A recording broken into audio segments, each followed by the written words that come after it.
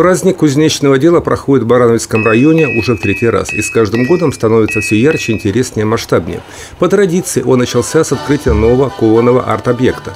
На этот раз площадку Крошинского дома культуры украсила музыкальная лавка и столик, созданные местными мастерами. Церемония открытия началась с красочного шоу «Дефиле огня». В этом году в конкурсе участвуют 7 кузнецов не только из Барановичского региона, но также из Гродно, Минска и Минской области. Это брендовое мероприятие Барановичского района, но не только, наверное, Барановичского района, но и всей нашей Брестской области. Такой фестиваль, такое мероприятие, оно у нас одно. И с этого года оно приобрело статус областного мероприятия. Мы сегодня видим, что кузнецы, которые сегодня куют, они к нам приехали не только с Брестской области, но и из других областей. В славянской мифологии богом огня, кузнечного дела и семейного очага считается Сварог. Поэтому ни один крушинский пирозвон не обходится без его появления. Я, небесный коваль, беру под свое заступництво усіх майстровых людей. И няхай по всей земли гучать звоны молотов и груки ковадлов. И пусть не по всей земле, но в Крошине работа у кузнецов уж точно спорилась. Каждому из участников конкурса нужно было за 3 часа выковать канделябр. Да не простой, а самый лучший. Но сжатые сроки и сложные задания кузнецов не напугало, ведь опыта им не занимать. Працюю з 94-го года.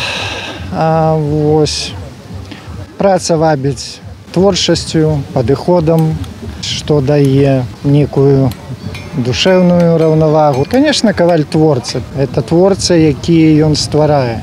Стварае з жалеза некую рэч. Гэта побытавая рэч, гэта некий металлодекор.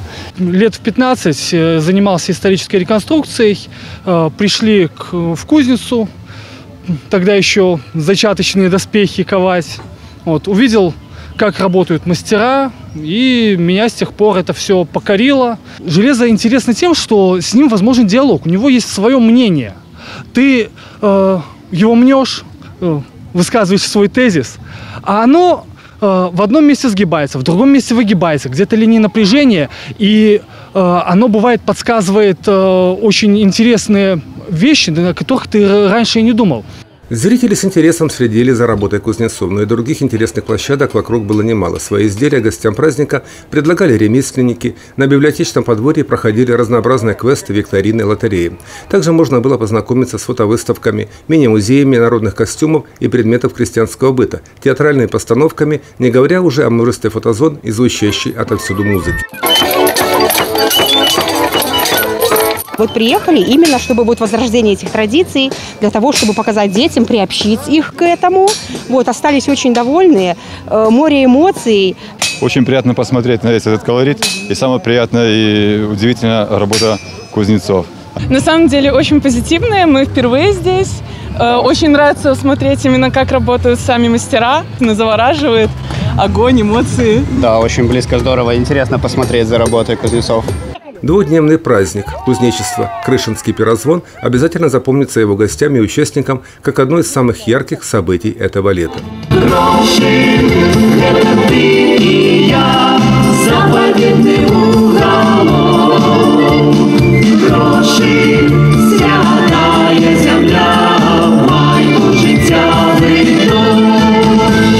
Елена Ракуль, Николай Руцкий, Юрий Печур, телерадиокомпания «Брест».